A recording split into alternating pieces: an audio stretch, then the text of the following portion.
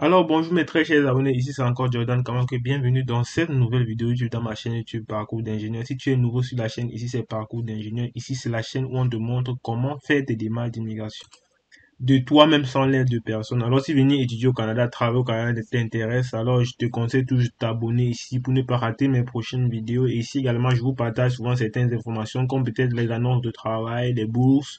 Alors si ça vous intéresse, abonnez-vous pour ne pas rater mes prochaines vidéos.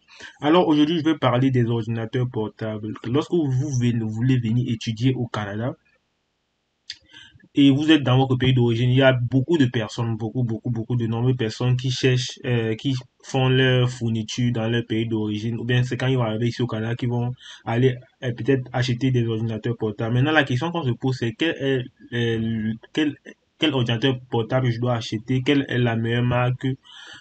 Bon, dans cette vidéo, on va un peu débattre de ça. Donc, premièrement, j'aimerais vous dire que ici à l'université, particulièrement ici à l'Université Laval, avec ma petite expérience que j'ai faite, les 2 ans que j'ai déjà fait ici à l'Université Laval, la majorité des applications que je vois, on utilise ici, ça sont des applications qui fonctionnent sur Windows. Ça veut dire quoi? Ça veut dire que si vous voulez acheter des ordinateurs, il faut acheter des ordinateurs qui sont capables de prendre le système d'exploitation Windows. Donc, les Mac, peut-être, les Mac, j'ai beaucoup d'amis. Tout de suite, je parlais à un ami, il avait un problème. Il y avait une application qu'on devait installer pour faire un programme, mais il n'y avait pas la version Mac de ça.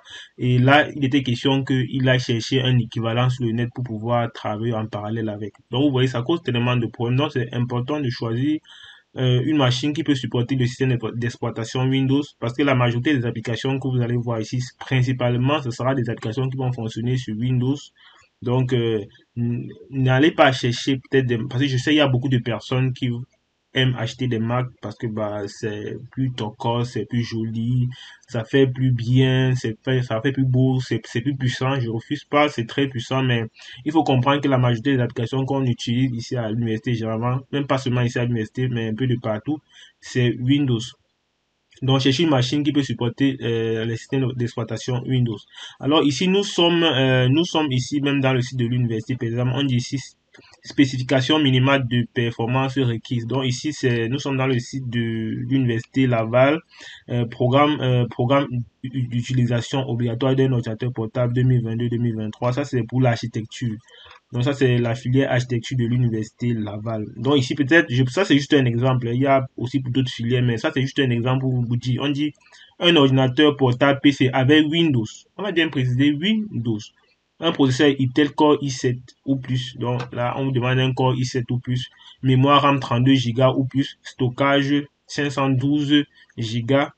Carte graphique, donc vous voyez 4 Go de mémoire RAM dédiée ou plus. Donc vous voyez un peu les caractéristiques. Bon, je voulais un peu juste attirer votre attention sur ordinateur portable PC avec Windows. C'est là que je voulais attirer votre attention pour les gens qui si vous avez déjà acheté vos Mac, bah, c'est pas grave, vous allez faire avec.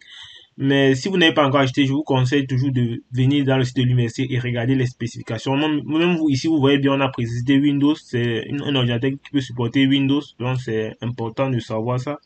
Et vraiment, là, quand tu tombes dans ce genre de situation, tu te retrouves avec des problèmes. Pendant que les gens avancent, toi, tu es là en train de chercher une version de l'application Mac, tout ça. Et vraiment, ça te perd le temps et ça te stresse également. Parce que quand les gens avancent, quand ils installent, son application en 3 minutes, il a fini. Toi, tu es là même en 2 jours, t'as pas pu, en fait. Moi, j'ai vu des gens ici avec ce genre de problème, avec des TP et tout le reste. Ce n'est pas vraiment, j'aimerais pas que ça vous arrive.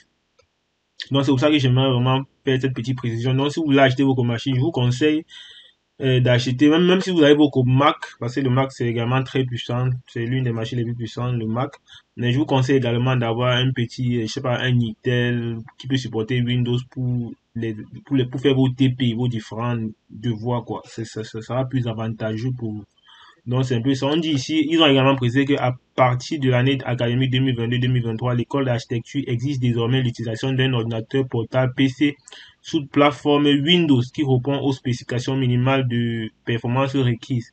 Est-ce que vous voyez, ils disent que bien que les ordinateurs portables Apple aient été utilisés dans le passé, l'école d'architecture à l'école d'architecture, il est important de savoir que les nouvelles générations M1 portables Mac ne supportent plus l'environnement Windows ainsi que les logiciels qui ont été tels que Revit. Donc, vous voyez un peu, donc c'est un peu ça.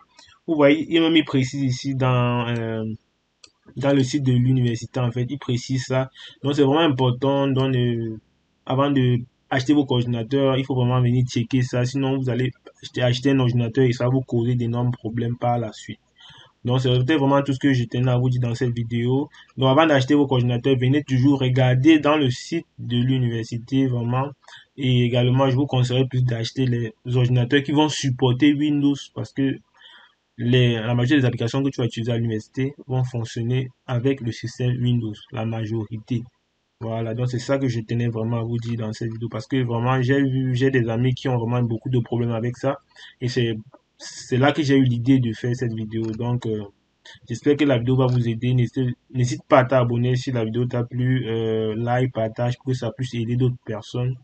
Bon, on se retrouve dans une prochaine vidéo. Mets un commentaire, mets ce que tu as aimé dans la vidéo en commentaire. Ici, c'était Jordan Kamanke. Ciao, ciao.